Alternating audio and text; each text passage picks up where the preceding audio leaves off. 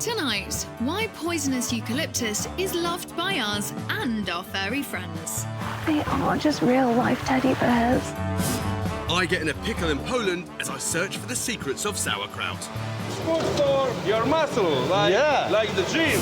And the big fridge food fight. You shouldn't keep them in the fridge. Really?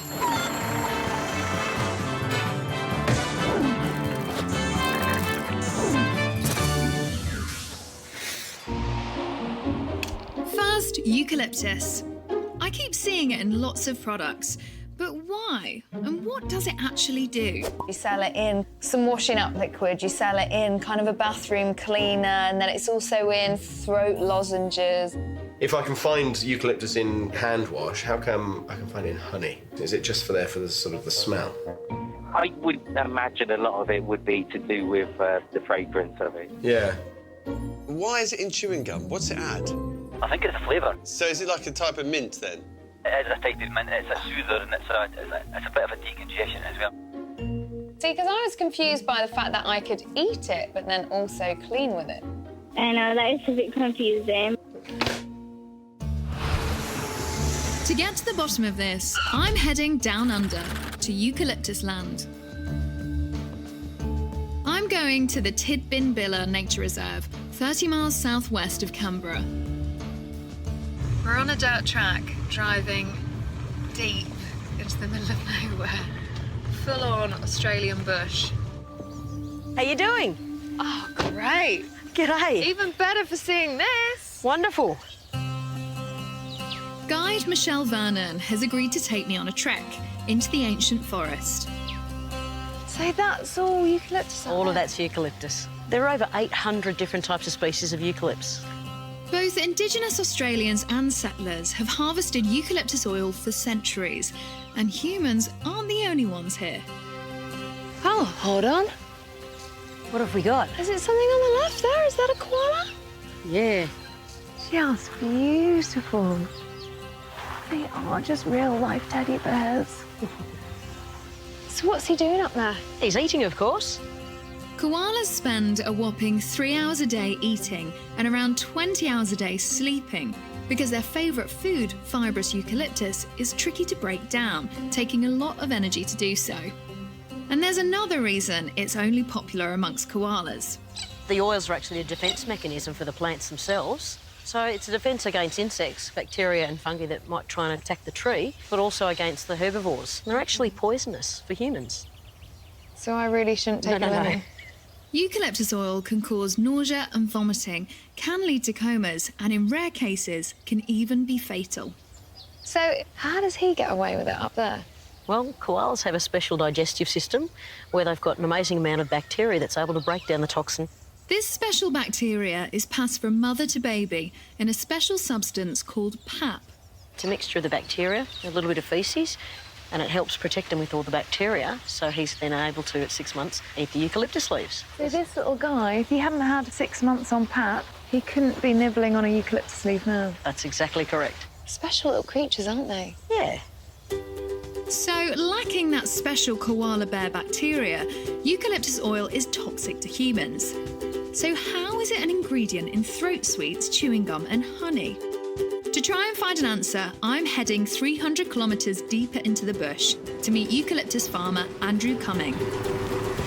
Hi, Andrew. Hi, how you going? I'm glad I found you, because we're in the middle of nowhere, aren't we? Yeah, no, good lonely spot. Andrew farms 6,000 acres of blue mallee eucalyptus, a variety that produces lots of oil. It's very thick, isn't it? Yeah, and if you look up at the light, you'll see that it has a multitude of little oil cells, all full of oil. Gosh, those little pockets of oil. It's amazing, isn't it? Yeah, that is loaded. It is loaded. With eucalyptus oil. Andrew and his team harvest thousands of trees a day by chopping them off at their roots and shredding the leaves and branches. But eucalyptus are fast growers. These stumps will regrow and be ready to harvest again in around 18 months' time. So what is it that you're after in this eucalyptus? So what we're trying to get out of that eucalyptus leaf is the eucalyptol, which is the main ingredient for the medicines that we use. So eucalyptol is what gives eucalyptus its medicinal property? That's right, yeah. The first stage in extracting eucalyptol, the all-important ingredient in our throat lozenges, is to get the eucalyptus oil out of the leaves. So that's the leaf that we harvested up in the plantation. The leaves are processed in the vessels they were harvested in. By locking a lid on top, Andrew turns it into something resembling a giant pressure cooker. All connected up, ready for you to put the steam into the leaf. Right. Steam enters the vessel and explodes the oil cells in the leaves.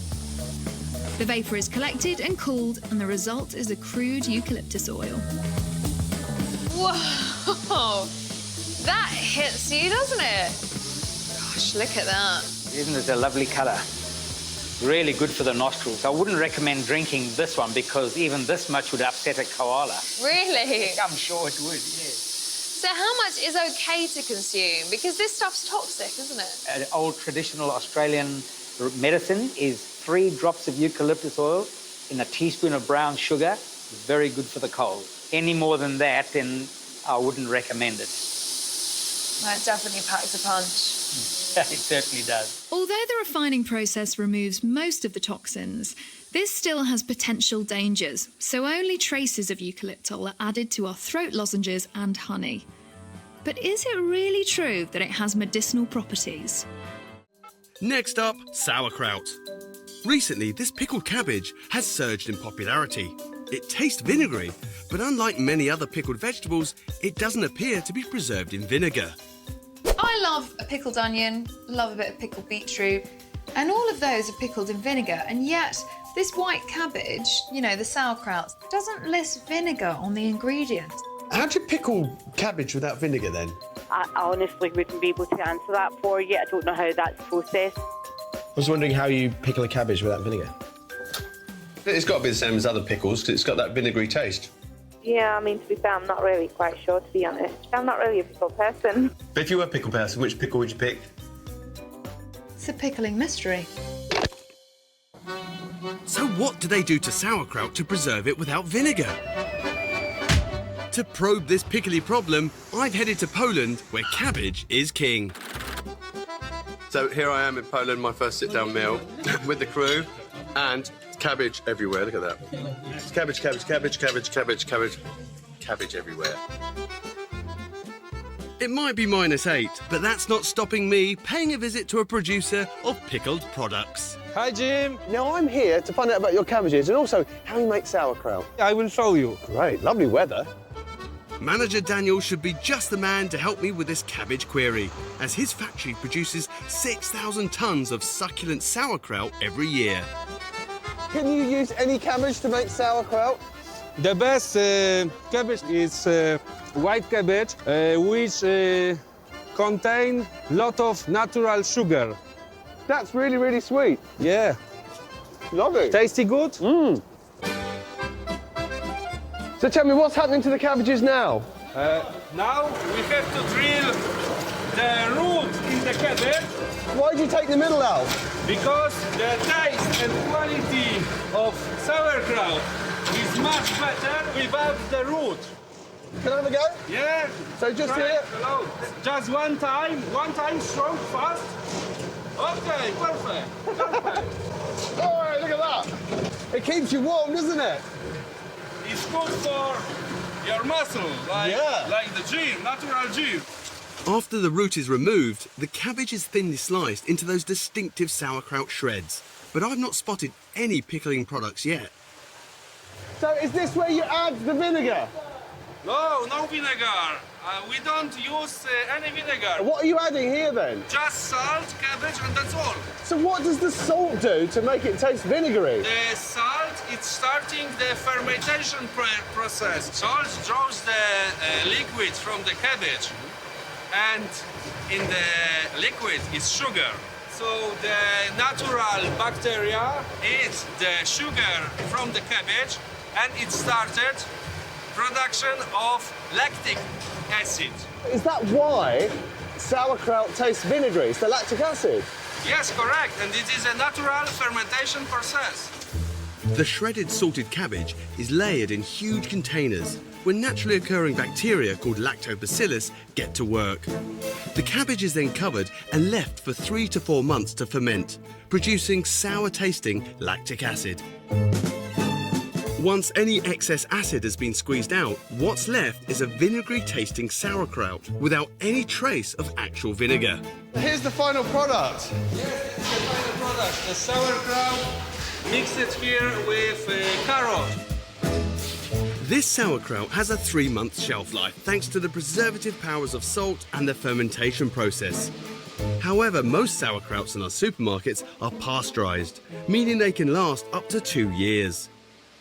Here we are, the finished product. It tastes vinegary, but there's no vinegar. No vinegar. It tastes delicious. Next, the humble fridge. I'm here to find out what you can put in your fridge. To fridge or not, that's the question. We have countless arguments at FUHQ about what to keep cold, and we're not alone. Households across the land have fallen out over fridging. She puts them in the fridge and I don't. I do, yeah, but my mother-in-law, she doesn't. So which foods cause the most clashes? What about bread? Freezer. You do? We do sometimes to make it last a little bit longer. All right, tomatoes? Definitely, we do. Do. For what reason? I don't know. Keep them in the fridge. Why? Mum does it. I think cupboards, but I'm not sure. So what about coffee? My wife, she puts in the fridge. I keep our coffee on the side. My mother-in-law keeps it in the fridge, but I don't think it's necessary to know. On what grounds? Oh, is that a pun? On what grounds? Oh, very good. No. Boom. To bring household harmony to the nation, I've asked food safety expert Holly Jeffries to solve these storage wars once and for all. I argue with my wife about taking tomatoes out of the fridge. She'll say they go off. Tomatoes should be kept outside of the fridge. Yes, they should.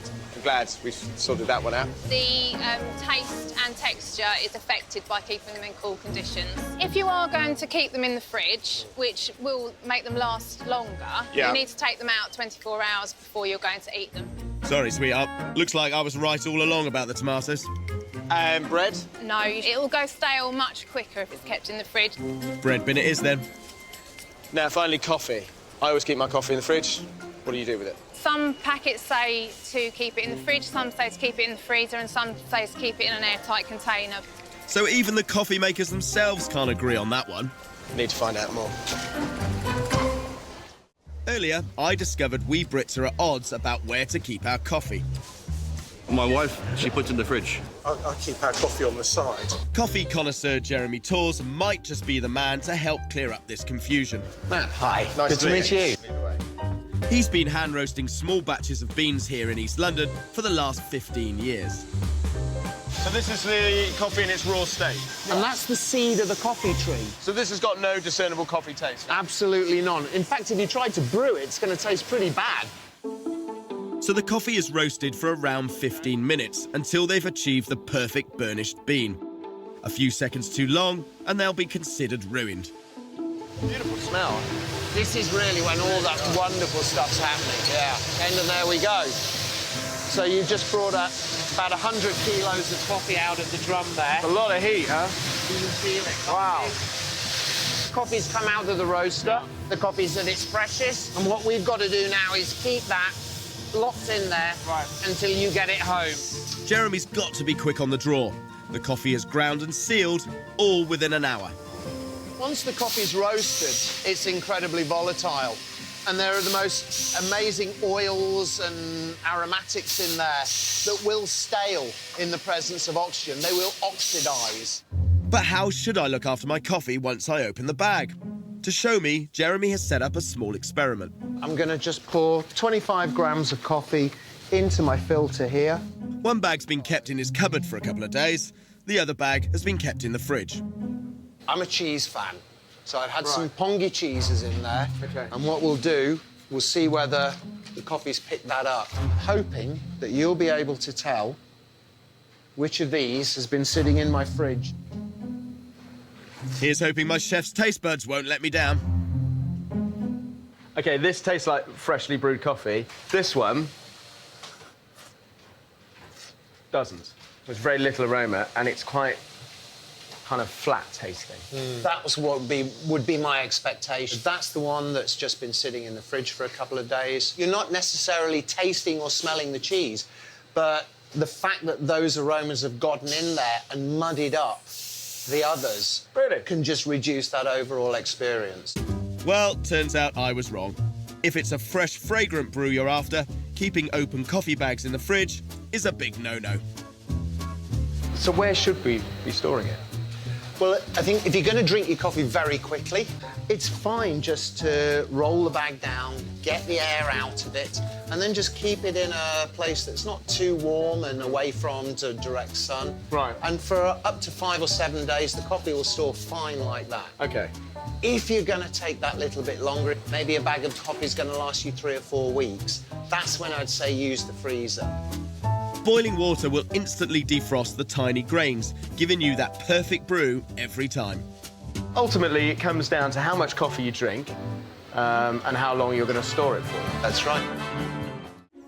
Earlier, I was in the eucalyptus forests of Australia, and I discovered is a compound called eucalyptol that is the active ingredient in both cold cures and cleaning products. So eucalyptol is what gives eucalyptus its medicinal property? That's right, yeah. To find out why eucalyptol is so versatile, I'm in Kent to meet plant expert Tom Hart-Dyke. Welcome to Lullingstone Castle. I hear you're the man to chat to about eucalyptol. I'm a bit of a eucalyptus nut, and we've got the national collection of eucalyptus trees to show you. They look superb. Follow me.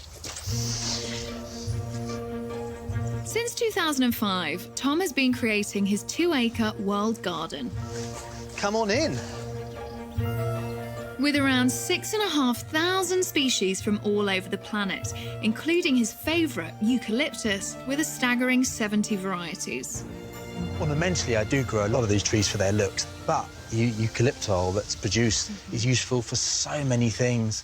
What does it actually do in the body? I'll show you right over there. Come on, Kate, welcome to the Lullingstone potting shed. In the 19th century, eucalyptol was used as a fantastic antiseptic. At more recent times, eucalyptol has never been so popular. It's such a potent force to be reckoned with. It can knock so many things on the head. The MRSA bug, the E. coli. It's a very, very strong antiseptic and antibacterial. Fantastic qualities. So eucalyptol in cleaning products has antiseptic and antibacterial properties. But what about the cold cures like lozenges and chewing gum? Tom's fabulous foliage holds the answer. So what we're going to do is strip all the leaves off, basically. Drop them in here? Drop them in, that's it. Here we go, hot water over the leaves. The steam coming off that. Without sort of burning yourself, pick your head over that.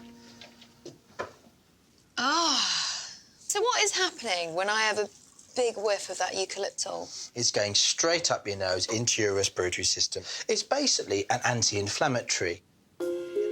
Numerous studies have proven eucalyptol's effectiveness in reducing the body's inflammatory response during a cold, decongesting, inhibiting mucus production, and helping us breathe more easily. The antiseptic, antibacterial, anti-inflammatory qualities that this particular plant has is going right through your system, and it's just soothing everything.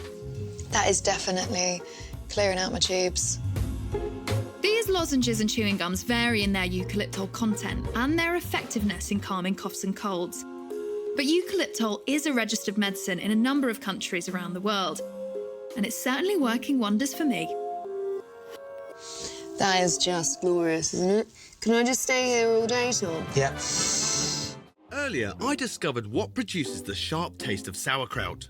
Shredded cabbages are fermented using salt, which works with natural sugars to create a sour-tasting lactic acid. It tastes vinegary, but there's no vinegar. But with sales booming across an increasingly health-conscious Europe, all that production means lots of unwanted acidic cabbage juice sloshing around. I'm in Alsace on the French border with Germany, where I've heard they have an ingenious use for this sauerkraut waste. They'll definitely know that I am the heart of cabbage country, because even the town sign says the capital of cabbages. 30,000 tonnes of cabbage juice from local processors ends up at this water treatment facility every year, overseen by manager Daniel. So tell me, what's happening here? The tank is full of cabbage juice. Its weight here, equivalent of a swimming pool. You know, the region here produces 70% of the sauerkraut in France. And all that cabbage juice comes here? All juice from these cabbages comes here to be treated. To ensure the liquid is pure cabbage juice, it's chemically analysed. If it passes the test, the juice is then strained, removing any cabbage fibre and debris. Behind me, this is the tower where the juice is treated. It's full of cabbages and bacteria. The temperature of the tower is like the human stomach, 37 degrees. And the bacteria digested the juice. In doing that, they produce biogas, which contains 82% of methane. And then what do you do with all that methane? We transform methane in electricity. From gas to electric, the methane gas is burnt, creating hot air that rotate turbines, generating electricity for use here and to be sold to the national grid. We are able to produce here electricity to supply all the needs of the plant and enough energy to supply the village you can see behind me. Over a year, a village of 2,200 inhabitants. So all those folks over there, all their TVs, they're all watching Food Unwrapped. That's all powered by sauerkraut. From sauerkraut juice? Yeah. Wow.